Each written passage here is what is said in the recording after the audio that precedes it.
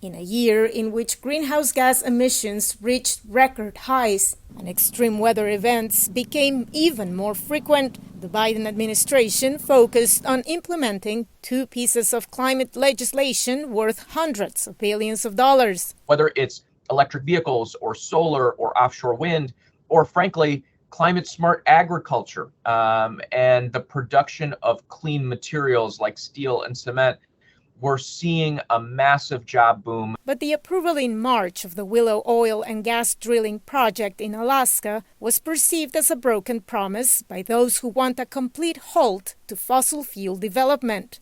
The administration argued that legally its hands were tied. This project was actually already approved in different form in 2018 under the Trump administration, but that was halted by lawsuits, and the federal court ultimately required the Bureau of Land Management to redo its environmental impact evaluation.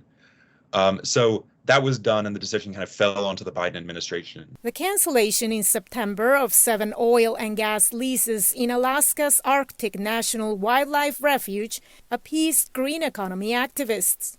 But it drew strong criticism from Republicans and a few Native American communities wary of changes to the industry they have relied on for years. The North Slope Borough is the largest employer on the North Slope, right? They take the revenue that they make from the fossil fuel industry, in this case, resource development.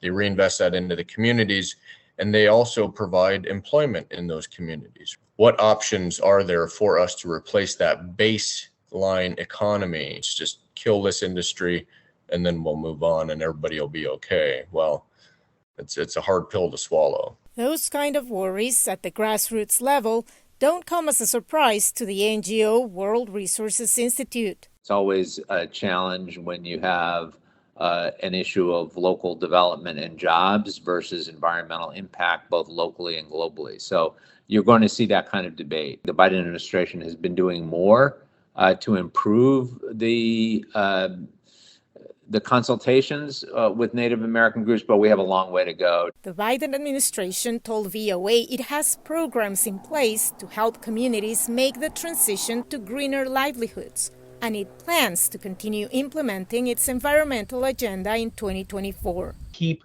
trying to bring economic opportunity to communities that have suffered environmental injustice, building our infrastructure and our economy to compete in the 21st century, and do that in a way that recognizes that we're up against a real crisis. In the international arena, although Biden skipped the United Nations Climate Conference in Dubai, he did secure a pledge this year for renewed climate cooperation with China. The world will be watching if joint actions by those 2 countries, the biggest greenhouse gas emitters, materialize and bear fruit in 2024. Veronica Balderas, Iglesias, VOA News, Washington.